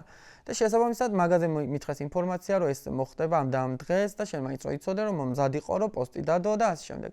რაღაც ესეთი ტიპის ურთიერთობა იყო და ერთ მომენტში მახსოვს, რომ დევნა მომწერა, ოღონდ ეს ხდება რაღაცა, ეხლა ყვები ერთიანად, მაგრამ ეს ხდება რაღაც პერიოდულობით, რომ დევნა მომწერა, რომ მე ძალიან მინდა შენნაირი ადამიანი ჩემს გუნდში იყოს. და ნუ მაშინ რა თქმა უნდა მე რავი, რამდენი წელი ვიყავი ალბათ 21-ის. ჩემთვის იყო უდიდესი რაღაც ძალიან დიდი ამბავი იყო რა ეგ ჩემთვის და შემდეგ უკვე შოუზეც როცა დამპატიჟა და როცა მივედი აქვე ძალიან მნიშვნელოვანი ფაქტი ის არის რომ ყველაფერი აბსოლუტურად დაწყებული რავი გზავრობით იქ მძღოლი დამენიშნა და შესაბამისად აი ყველაფერი იყო უზრუნველყოფილი რა მაგ მიმართულებით რაც ხო დამატებით ძალიან ბევრ რამეზე მეტყოლებს აი მე რა მაგარია ეხა სულ ანუ მართლა წარმოვიდგენლეთ შენი ისტორია გავს აი რა ვიცი რაღაცა ეგეთი ამბავია უბრალოდ რა და ძალიან კარგი ისტორია მე მოყევი ხო და იდეაში ეგ იყო უკვე ჩემი პირველი შოუ და როცა შოუზე მივიდოდი რა თქმა უნდა ეს ხელვა არის თან ეს იყო იდეაში არა მარტო ჩემი პირველი ბალენსიაგა შოუ არამედ ზოგადად არც ერთ მოდის კვირეულზე არც საქართველოში მით უმეტეს არც უცხოეთში მე არასდროს არ ვყოფილვარ შესაბამისად ეს იყო პირველი რაღაცნაირი გამოცდილება ან ბევრი ამბავი ხდებოდა ერთად თან ამ ხელა შოუზე დასწრება თან ისეთ ადამიანთან შეხვედრა რომელსაც შენ ძალიან აფასებ. აი ამ ემოციებს როგორ გაუმკლავდი? ხო, ეგ იდეაში აი ზუსტად ეგ თქვი რა, რომ ეგ რატომღაც მე უკვე როდესაც მქონდა მე აი ფსიქოლოგთანაც მქონდა მაგას საუბარი, მითხრა რომ აი ორი ამბავია რა მან. ან ესე დროს ძალიან გამოხატავ ემოციას, ან ბუნებრივად ემოციები გიქრება რა. რაც ხო, ანუ ჩემ შემთხვევაში ეგ იყო. ემოცია ხო აბსოლუტურად ვიყავი როგორი აი გეგონება ძალიან ჩვეულებრივი ამბავია გეგონება მე ამ ესეთი ბექგრაუნდი მაქვს რომ ჩემთვის არის აბსოლუტურად ჩვეულებრივი ისე მივედი რომ აი ერთადერთი მომენტი იყო პირველად როცა შევხვდი აი პირველად როცა აი უკვე უახლოვდებოდი აი მაშინ მქონდა ცოტა ხო რა და დანარჩენ ეტაპზე ვიყავი აბსოლუტურად 7 რა რაც შემდგომ უკვე სხვა შორჩემ რაღაც პრობლემების გამოიწვია რა უკვე ჯანმრთელობის ხო პრობლემები ან ფსიქოლოგიურად შემდეგ იყო რომ რაში ფოთვები მქონდა რაღაც აი 3 თვის მერე 2 თვის მერე იმიტომ რაღაცნაირად უკვე გაანალიზებას რო იწყებ ამ ყველაფრის მერე აი ყველა ერთ ბაშად შემომიტი ამ ყველაფერმა და მაგ პერიოდში ხალხი რო სიტყვაზე ხედავდა რომ აი შოუზე ხარ ოი რა ბედნიერია რაღაცა ამ პერიოდში მიუხედავად იმისა რომ მე ძალიან ვაფასებ მაგ ყველაფერს და ძალიან მაგარი ამბავი მოხდა ჩემ თავს ამ პერიოდში იყო მეორე მხარე ძალიან რთული ფსიქოლოგიურად ძალიან რთული იყო ამ ყველაფრის რაღაცნაირად გადახარშვა ძალიან რთული იყო კი მე მაგ პერიოდში მახსოვს რომ სერიოზული შფოთვები მქონდა მართლა კი სერიოზული შფოთვები მქონდა მაგ პერიოდში და როდესაც მე პირველად ენდოკრინოლოგთან მქონდა ამაზე საუბარი მან მითხრა რომ პირველად რაც ვკითხა რომ შენ ცხოვრებაში ბოლო არც იცოდა შენ ცხოვრებაში ბოლო პერიოდში რამე მოხდა ისეთი ძალიან დიდი და მე რო ვუთხარი ეს და ეს ზუსტად ეგ მითხრა რომ ზოგადად უარყოფითი ემოციაც და დადებითი ემოციაც ერთნაირად მოქმედებს ადამიანზე და ზუსტად ეგ იყო ჩემ შემთხვევაშიც. იმიტომ რომ მაგ პერიოდში მე მახსოვს რომ ჯერ ამ ხელა შოუზე ესწრები, მე ხვდები დევნას და შემდეგ ისე მოხდა რომ მაგ შოუზე პირადად გავიცანი კიმ კარდაშიანიც. ამ ხელა სიტყვა ადამიანი რომელსაც უყურებ ტელეფონით ხოლოდ რა და თან პირადად დევნან გამაცნო, თან ეს არ იყო უბრალოდ რომ რაღაც ანუ ძალიან ისეთი და რაღაცა ეთყობა ვერ დაეწიე ამბავს ემოციურად ამ ამბავს ვერ დაეწიე და მე გვიან დაეწიე და რაღაცა დაგარტყა ამან აი აბსოლუტურად 1 წელი ფაქტობრივად აი თან მე ამას დაიმთხვა ის რომ კონტრაქტით გავაფორმე, იმიტომ მეორე დღეს დემნამ თავის სახში დამპატიჟა, ძალიან დიდი ხანი საუბრობდით ზოგადად და ბოლოს საუბრის ბოლოს დემნამ მითხრა რომ გვინდა რომ ოფიციალურად კონტრაქტი გავაფორმოთ. და წარმოიდგინე ეს ამბები რომ ერთბაშად ხდება, თან აქაც ძალიან მნიშვნელოვანია რომ ჩემთვის პირველი გამოცდილება იყო თუნდაც თვითმფრინავში. მიუხედავად იმისა რომ მე საზღვარგარეთ დამყოფი ვარ, ცეკვიდან რაღაც ტურნე მქონდა, მაგრამ იყო ავტობუსით და გემით. ანუ აი ხარ, ანუ წარმოიდგინეთ ბავშვი, რომელიც საბავშვო ბაღში არის გაზრდილი, ცოტა ჩაკეტილ, ასე ვთქვათ, გარემოში, შეიძლებაც ასე ითქვა. ნუ მე მაინც იმ გარემოს ჩაკეტის ჩემთვის ვერ დავარქე, იმიტომ რომ ძალიან ღია იყო ეგ გარემო იდეაში. უბრალოდ ხო, მაინც გარე ისეთ სამყაროსთან, ისეთი აქტიური ხო. სამყაროსთან არ ქონია აქტიური შეხება, უცებ ჯდება თვითმფრინავში. არ არის მოგზაურო ბიზნეს კლასით. ძღოლი ყავს, კიმ კარდაშიანს ესალმება, იქ დემნას, იქ რაღაც კონტრაქტს აფორმებს, წარმოუდგენელი სიგიჟეა. 22 წლის ასაკში. 22 წლის ასაკში. კი, და ვერ დაეწია ამ ამბავს. ზუსტად.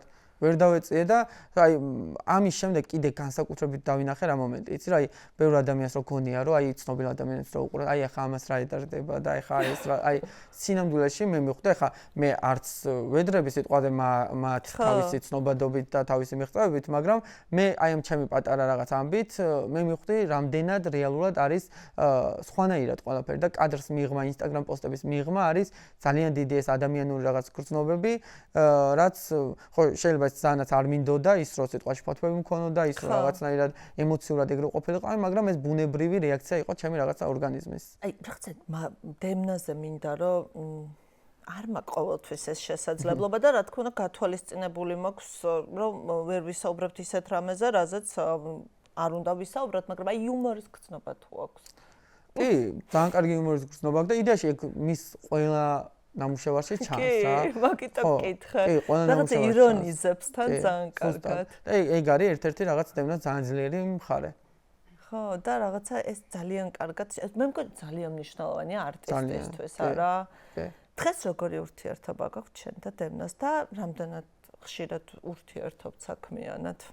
ძალიან მეგობრული, საქმიანი ურთიერთობა რაც შეეხება, საქმიანი ურთიერთობა ეხა დემნას სხვა მიმართულებით არის, მე სხვა მიმართულებით ვარ, თუმცა ეს ადამიანური ურთიერთობა. ეს ეტაპი დასრულდა. კი. ეგ ადამიანური ურთიერთობა ძალიან შენარჩუნებული გვაქვს, ძალიან მეგობრულად ვართ. უბრალოდ მე თვითონ ვარ როგორი რაღაცა იცი რომ არ მიყვარს დროი რაღაც მგონია ხოლმე რომ მაინც მით უმეტეს ამ ახალ ეტაპზე, როდესაც არის ძალიან დიდი ეტაპი, იმიტომ რომ Balenciaga-თან შედარებით Gucci არის უდიდესი ბრენდი. ანუ ეს არის უდიდესი პასუხისმგებლობა, უდიდესი ენერგია საჭირო, დრო, ასე შემდეგ და რაღაცნაირად ძალიან დიდ პატივს მის დროს და არ მინდა ხოლმე რომ სიტყვაზე ძალიან ხშირად აი ყოველ დღე მივწარ რომ იპარაზიტო მისი დროი, წართვა. ზუსტად და ყოველთვის მაქვს ის მომენტი რომ აი ყოფილა შემთხვევები რომ რაღაც დამიწერია მოკითხვის და მე წამიშლე, იმიტომ რომ რაღაცნაირად ვთვლი რომ შეიძლება მას სიტყვაზე აი მის დრო ამ მომენტში არ კონდეს და ასე შემდეგ და შესაძლოა მაგ მიმართულებით ძალიან ბევრს ვფიქრობ თუნდაც კომუნიკაციის ნაწილში როგორ უნდა გქონდეს სიტყვაზე კომუნიკაცია ამ პერიოდში. რასაც ყვები და როგორ ყვები ძალიან ჩანს თან შენ როგორი ადამიანი ხარ. ეხლა როგორია დემნა ამ ახალ ამპლუაში? შეცვლილი არის ის, რასაც ის აკეთებდა. ანუ ეს ძალიან კარდინალური ვინც ვერ ერკვევა მოდის ინდუსტრიაში, რა მოდი ავუხსნათ მას, რა ტიპის ცვლილება არის ეს დემნასთვის? იცი რა, ბევრი ვინც ვერ ერკვევა, ძალიან სწორად თქვი ის, რომ ადამიანები ბევრი ვერ ხვდება და რატომღაც ჩვენ ხო გვაქვს რაღაც ვიღაცას მოსწონს Balenciaga, ვიღაცას მოსწონს Gucci, ვიღაცას რაღაც Chanel და ასე შემდეგ და აი ადამიანები თავიანთი რაღაც პრეფერენციებით წერდნენ კომენტარებში, რომ აუ ეს არის რაღაცა დაქვეითება და ასე შემდეგ. სინამდვილეში Gucci არის უდიდესი ბრენდი. Balenciaga-ზე ძალიან რამდენჯერმე დიდი ბრენდია რა და შესაბამისად ეს ვერანაირი დაქვეითება ეს არის იდეაში უდიდესი დაწინაურება, უდიდესი ნდობა კერინგის მხრიდან, ამ დედა კომპანიის მხრიდან. შესაბამისად მე ყველაზე მეტად ზოგადად დემნაში რაც მომწონს არის ძალიან უშიშარია. რაც ჩანს მის ნამუშევრებშიც ჩანს და ძალიან თავდაჯერებულია. რაც ჩემი ძალიან მნიშვნელოვანია, როდესაც ამხელა რაღაც პასუხისმგებლობას იღებ და რაც ზუსტად ვიცი რომ დემნა ამ საქმეს ხელს არ მოკიდებდა თუ არ იყო ის თვითონ ძალიან თავდაჯერებული, დარწმუნებული და შესაბამისად მე ძალიან იმედით ვარ, რაღაც იმედიანად ვარ, რომ ეს იქნება კიდევ უფრო დიდი წარმატება მისთვის და კიდევ უფრო დიდი რაღაცა უფრო დიდ სიტყვას იტყვის გუჩისთვისაც.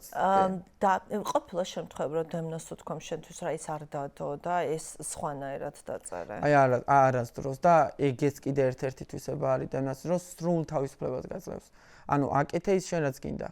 ანუ იმიტომ რომ მე ნდობა აქვს, იცი რა, როდესაც დემნამ სიტყვაზე გადაწყვიტა, რომ ჩემთან ითანამშრომლა, ხო, ბუნებრივად ხო ეს იმიტომ გადაწყვიტა, რომ მე მენდობოდა. შესაბამისად, შემდეგ არ ქონია ის მომენტი, რაღაც ეგოისტური მომენტი, რომ რაღაცნაირად რაღაც შეზღუდვა ყოფილიყო, რაღაცნაირად გაიკეთებინა ისე, რომ უნდოდა მხოლოდ ის დაწერილიყო, რაც თვითონ უნდოდა. ეს არ ყოფილა იმის გამო, რომ რაღაცა კონტროლი ქონოდა ამ პლატფორმაზე რა და ეს იყო აბსოლუტურად ჩვენი რაღაც საქმიანი ურთიერთობა იდგა სრულ თავისუფლებაზე და ძალიან დიდ პატივს საქართველოში არ ჩამოდის ხოლმე?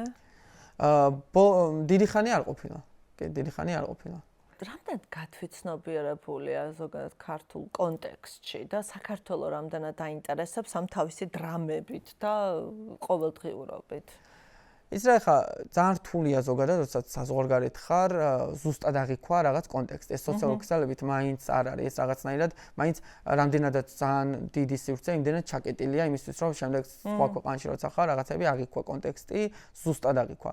თუმცა დემნას განცხადებები ადასტურებს იმას, რომ აქტიურად არის ჩართული, აქტიურად ეცნობა ინფორმაციებს და ძალიან დიდი გულშემატკივარია საქართველოს. მე აქ კითხვა მქონდა, რომ ბალენსიაგას ნივთები თუ გაქვს თქო და ბალენსიაგას მაისურით ხარ წარმოდგენილი. გუჩის დემნას გუჩის ჯერჯერობით არა. და ხო, ეგ იდეაში ყველაზე მეტად მაინტერესებს, იმიტომ რომ ერთის მხრივ, იმიტომ რომ დემნამ რაღაცნაირად გუჩიში რა თქმა უნდა ცოტა განსხვავებული მიმართულებით არის, ჩემი სტილი ცოტა განსხვავებულია, შესაბამისად რაღაცნაირად შენ ხარ ბალენსიაგას. მე ჯერჯერობით დემნას ბალენსიაგას სტილისტურად თორე მოწონებით ძალიან მომწონს იმას, რაც აკეთებს გუჩიში და ჩემს ეგ იყო ერთადერთი მგონია რომ სწორი გადაწყვეტილება თვითონ ბრენდისთვის დემნას არჩევანი იყო ძალიან სწორი. და ყველაზე ძვირადღირებული ნივთი რაც შეგიძლია რა არის? აი, რო ვისაუბრეთ რა მატერიალური ამბავში, ჩემთვის არასდროს არ მაინტერესებს ფასი და ღირებულებით არ გამსაზღვრავ რაღაცებს. შეძენით ეს ვერ ვიტყვი, რა შემიძლია, უბრალოდ მაქვს ბალენსიაგას ჟაკეტი მოსაცმელი, რომელიც მაჩუქეს. იდეაში თვითონ ბრენდმა. ესე შეძენით რომ ძვირადღირებული. მაგრამ არის ძვირადღირებული. მაგრამ არის ძვირადღირებული, კი. ეგ ყველანით მე ყველა შოუზე რაც ჩავდიოდი, ყოველთვის ჩუქნიდან იმას მე რაც სავირჩევდი. და მე თვითონ ძალიან ჩემი ძირითადი გარდერობი არის სვამაზე ხუმრობ ხოლმე რომ ძირითადი არის ბალენსიაგა და მეორადის ტანსაცმელები. საკუთარ თავს მოდურად თუ მიიჩნევ? ეხლა გულწრფელად. აი, გულწრფელად ვიძახი, რომ ზოგადად მე ვერ აღვიქვამ, აი ხა რომ მკითხო მე, შემდეგი კითხვა რომ ვინ არის შენთვის ყველაზე მოდურიო, აი ვერ გეტყვი, იმიტომ რომ ვერ აღვიქვამ ზოგადად, აი რას ნიშნავს თვითონ აი მოდური. ანუ ადამიანი რომელიც ტრენდებს მიყვება, შეიძლება ჩემთვის არის მაინც როგორ რაღაცა έτσι კომფორტულად იყო იმაში რაც გაცვია. არ აქვს მნიშვნელობა, შეიძლება იყოს სამლარიანი, ჩემ შემთხვევაში აი სიტყვაში შარვალი, მგონი 30 ლარი და ეს ნაყიდი და შეიძლება გეცვა სიტყვარი ბალენსიაგას მაისური, რომელიც ღირს რავი $500. თავარია რომ შენ იყო კომფორტულად და შენ გრძნობდეს შენს რაღაც სტილში, არ აქვს მნიშვნელობა ის რა არის ზოგადად ტრენდი, იმიტომ რომ ეს რაღაცნაირად არის, მე გამოდის ადამიანი რომ არის მოდის მსხვერპლი.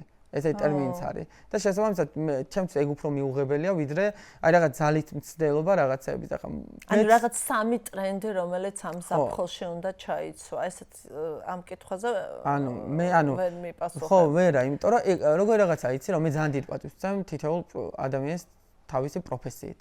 და მოდა რატომღაც აღქმული არის, რომ რაღაც უნდა ქნა. ანუ როგორ რაღაცა იცი, მოდის მიმართ განსაკუთრებით საქართველოში ცნობიერება არ არის ძალიან მაღალი.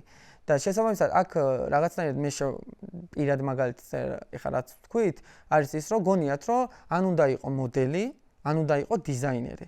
ანუ რაღაცნაირად ამის იქით რეალურად რამდენი მე შემხედრი აი გაუჩარები ვარ სიტყვაზე მგზავრობისას და ადამიანს უთქვამს რომ შენ მოდელი ხარ, იმიტომ რომ გნახე რომ რაღაც შოუზე იყავ და სინამდვილეში მოდა არის უფრო ფართო, უფრო ფართო პროფესიებიც არის ძალიან ბევრი პროფესია კადრს მიღმა. ჩემი მეგობარი მაგალითად სწავლობს მილანში და სწავლობს მოდის სამართალს.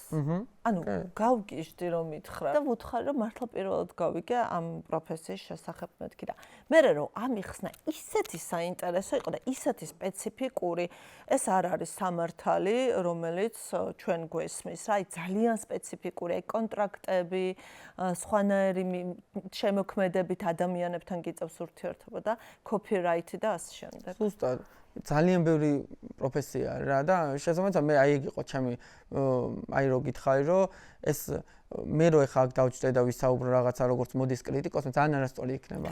იმიტომ რომ ეგ არის ჩემთვის იმ პროფესიის რაღაცა შეურაცხყოფა რომელსაც სამწუხაროდ საქართველოშიც ბევრი აკეთებს. შენ კი არ ხარ ეხა მოდის კრიტიკოსი, მაგრამ კულისებში ხარ ხოლმე და backstage-დან მოგვიყევი საინტერესო რაღაცნაირი დეტალები. რა ხდება ხოლმე, როგორი პროცესი არის, რაც შეიძლება ჩვენთვის არ ვიცი საინტერესო იყოს, აი თუ მოდელებთან და დიზაინერებთან ურთიერთობა არის თუ არა ღელვა ნერვიულობა, რა ხდება backstage-ში? ძალიან თვითონ დემნა არის ხოლმე იქ და არის ალბათ მუშაობის ძალიან ისეთ პროცესში, ხო? იცი რა ძალიან პარადოქსული შეიძლება იყოს ის, რომ ერთი მხრივ არის ერთი შეხედვით არის ძალიან დიდი ქაოსი, აი შორიდან რო შეხედო არის უდიდესი ქაოსი, მაგრამ სინამდვილეში არის ძალიან დაწყობილი ყველაფერი. იმიტომ რომ ყველა მიცის რას აკეთებს.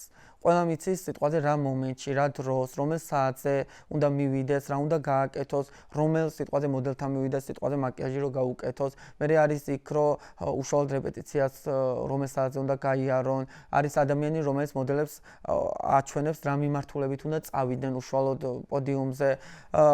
რა თქმა უნდა, ძალიან დისციპლინა. ძალიან ბევრი და მაგიტომ თქვი რა რომ ერთი შეხედვით არის ძალიან დიდი ქაოსი, მაგრამ სინამდვილეში როცა ღრმად შედიხარ, ხვდები რომ ეს ყველაფერი არის ძალიან დალაგებული. დემნამ როგორ მოახერხა ამ კედლის გარღვევა? მაინც ემიგრაციით, ხო, ასე გამოდის.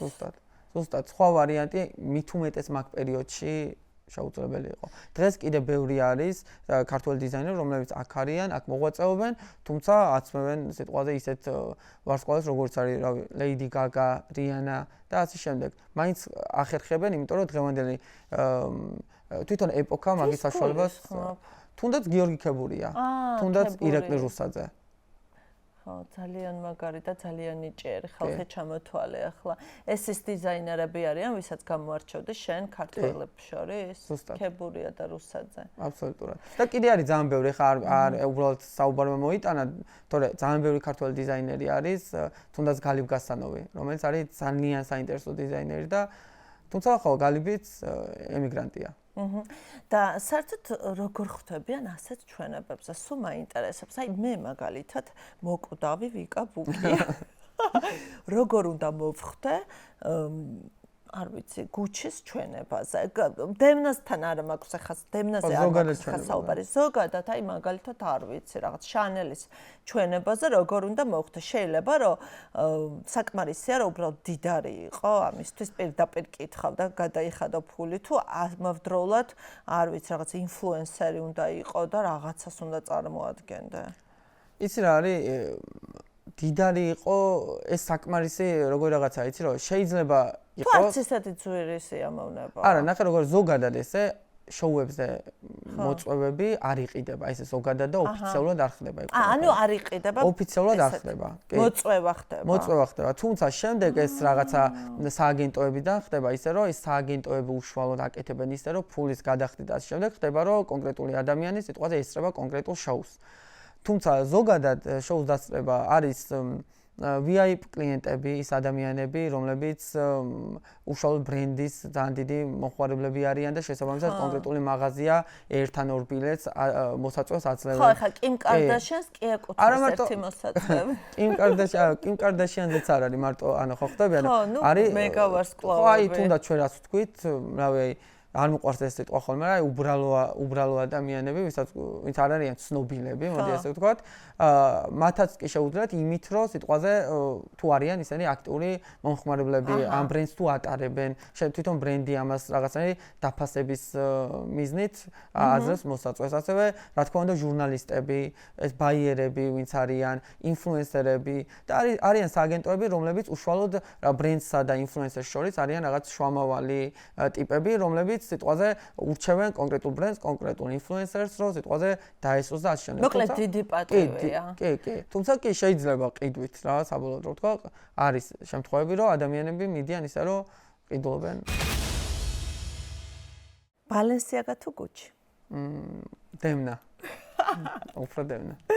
ხუთი შენი საყვარელი კონტენტ კრეატორი უცხოელებიც და ქართველებიც. იცი რა, ესე ხუთის დასახელება არ ვიცი, გამიჭირდება ესე რომ უცებ გავიხსენო რომ ვინმე არ გამოჩნდა, მაგრამ ერთს ვიტყვი, ჩემი აი რავი, ძალიან საყვარელი არის ბექა გვიშიანი. ქართველი. ბექა, ჩემი მეგობარია, უბრალოდ მე და ბექა ერთად სწავლობდით იცი. აი, ეგ არ ვიცოდი, მაგრამ ბექა არის ძალიან მაგარი ბიჭი. Top 5 fashion blogger-ი, რომლის გამოწერა ღირს თუ მოდა გაინტერესებს. ბექა გვიშიანი. ყველაზე ძვირადღირებული ნივთი, რაც ოდესმე ჩაგიცვამს. ბალენსიაგას კურთუკი ალბათ. გითხარი რა ღირს? სადღაც ჩაგვაგდა შოქში. $7,000 არის. საყვარელი ფილმი. ალბათ იდეალური უცნობები. აი რა ვიცი, ძალიან მიყვარს ეგ ფილმი. ხო. წიგნი, რომელმაც შენზე განსაკუთრებული გავლენა მოახდინა. დორიან გრეის პორტრეტი, ალბათ. მართლა. AI შესაძლებლობაა თუ საფრთხე? იდეაში ორივე. თუ ჭკვენურად გამოიყენებ შესაძლებლობა, მაგრამ საფრთხეა იმის, რომ რაღაცნაირად იმდენ მიეჯაჭვო, რომ შენ უკვე ანალიტიკური უნარი, აზროვნება ცოტა დაგიქვეითდეს. ყველაზე მნიშვნელოვანი უნარი, რომელიც მომავალ კონტენტ კრეატორს უნდა ჰქონდეს.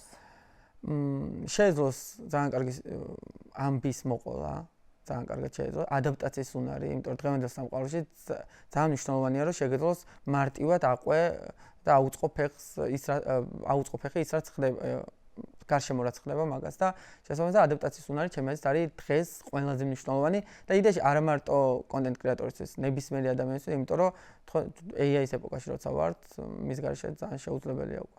ერთი აპლიკაცია, რომელსაც ხარ ძალიან მიჯაჭვული. იდეაში მიჯაჭვული ესე ვერ ვიტყვი, მაგრამ ალბათ TikTok-ი. TikTok-ი ძალიან საინტერესოა, ზოგადად სოციალური ქსელი ძალიან საინტერესოა იმით, რომ რაღაცა ალგორითმი, აი მაგიტომ თქვი რა, რომ აი ლაიქები, ფოლოვერების ყიდვის ამბავში ალგორითმი ზუსტად ხვდება, სიტყვაზე შენ რა გაინტერესებს და განსაკუთრებით TikTok-ში ეგ ყველაფერი არის ძალიან გასმაგებული, ხო, იმიტომ რომ ეხლა ბევრი იძახის, რომ აი ჩემთვის ცოტა უფრო ვერ გავიგებ. ხო, იმიტომ რომ რამდენიმე, რავი, შეიძლება რამდენიმე წუთიც იყოს საკმარისი იმისთვის, რომ ის მიხვდეს შენ რა მოგწონს, როცა ალაიქებ, აკომენტარებ და იგივე ტიპის კონტენტს გიგდებს და შემდეგ საინტერესოა. ერთი ყველაზე ბედნიერი დღე გაიხსენე. არ ვიცი, ეს ერთის გახსენება ძალიან მიჭირს რა და ალბათ ეხა ბედნიერი დღე გაიხსენე. მაგრამ კარგია, რომ ბევრია. იცი რა, ზოგადად აი ამ თემების გამო რაღაცნაირად ბედნიერების შეგრძნებას ცოტა მომენტში დაკარგულიც მქონდა და მგონი მაქვს რა, იმიტომ რომ რაღაცნაირად იმდენად პასუხისმგებლობით ვეკიდებით სიტყვაზე კარგ დღეებსაც, რომ რაღაცა ვერ აღვიქვამ თვითონ აი მომენტში და მე რო გადავახვევ რაღაც გონებაში, მე რო ხვდები რომ აი ძალიან მაგარი იყო და აი ნეტა ეხა იქ ვიყო და ასე შემდეგ. ალბათ ყველაზე მეტად ეხა ბედნიერებასთან და თან ეხა საუბარსაც რომ მოყვა მახსენდება ჩემი ბავშვობა. ალბათ და ჩემს მეგობრებთან ერთად რაღაცნაირი ესე იქნება სპექტაკლის გაკეთება თუ უბრალოდ თამაში ეგ ძალიან კარგად მახსენდება. რაღაც სიმყუდროვეს გაძლევს ხო? მივხვდი რას გულისხმობ. ძალიან სიმყუდროვეს მაძლევს, იმიტომ რომ მე შემთხვევით არ მithქვამს ის, რომ აი ჩვენ სადაც ცხოვრობდით, ეს იყო შემოღობილი ტერიტორია და რაღაცნაირად ბავშვობაში ძალიან მქონდა ეს დაცულობის განცდა. იმიტომ რომ იმ ადამიანებთან მქონდა მარტო ურთიერთობა, ვისთანაც მე მინდოდა, იქ ფაქტობრივად ხა როგორც ეზო ისეთ სიტუაცია, აი როგორც ბაღის ნებისმიერ ბაღის შენობაში ესე უბრალოდ ადამიანი არ შევა და ვერ შევა, ზუსტად ეგეთი სიტუაცია იყო, რომ უცხო ადამიანი არასდროს არ შემოდიოდა. სულ ვიყავით ის რამდენი 40 ოჯახი და 7 ჩემხელა ბავშვი. შესაბამისად, აი ეს რაღაცა, აი მეგობრობასაც უფრო სხვა თვალით უყურებ დღეს, იქიდან გამომდინარე როგორი ბავშვობაც მქონდა და ბევრ რაღაცა ჩემს რაღაც შემდგომ უკვე ფსიქოლოგიაზე ძალიან იმოქმედა მაგ ყველაფერმა, ვფიქრობ დადებითად. ძალიან მაგარი ბიჭი ხარ შენ და მადლობა აი ამ გულწრფელი ემოციისთვის და ბოლოს რა ვიცი, მინდა გკითხო, რას უსურვებდი საქართველოს, რა არის ყველაზე მნიშვნელოვანი ჩვენი ქვეყნისთვის? ყველაზე მნიშვნელოვანი არის თავისუფლება. და ყველა ადამიანს კონდეს თავისი აზრის გამოხატვის უფლება, ისე როგორც მას სურს, ისე როგორც მას უნდა.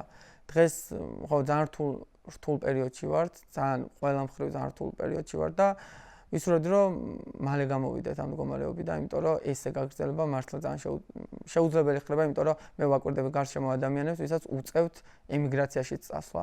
რიგი მიზეზების გამო და ეს არ არის მხოლოდ იმიტომ რომ ფინანსურად უჭირთ და ეგ ძალიან გულს დგას, იმიტომ რომ მე პირადად ძალიან ბევრჯერ მქონდა საშუალება იმის რომ წავსულიყავი ემიგრაციაში, მეცხოვრა და იქ კიდევ უფრო კარგად ყოფილიყავი, მაგრამ კი, ანუ მქონდა ეგ და მაქვს კიდევაც, მაგრამ ეგ შესაძლებლობა, მაგრამ მე ძალიან მინდა რომ ვიყო აქ და აქიდან ვაკეთო ის საქმე, რასაც ვაკეთებ და იმედია რაღაც იძულებით არ მომიწევს წასვლა. ძალიან დიდი მადლობა რომ აქ ხარ და აქ აკეთებ ამ ყველაფერს, იმიტომ რომ დარწმუნებული ვარ, რომ არაფერი არ გაკავებს გარდა ამ ქვეყნის სიყვარულის და ამასში ვარ, აი იმას ვხედავ, იმიტომ რომ ადამიანი რომელიც ასე ყვება თავის ბავშვობაზე, თავის ცხოვრებაზე, თავის ისტორიაზე და ადამიანი რომელსაც ამხელა შესაძლებლობები აქვს და აქ არის და აქ უნდა ამ ყველაფრის გაკეთება არის პატრიოტი და მადლობა შენ ამისთვის. და სხვათა შორის მე ვიცი რომ დემნამაც ასე შეგაფასა შენ,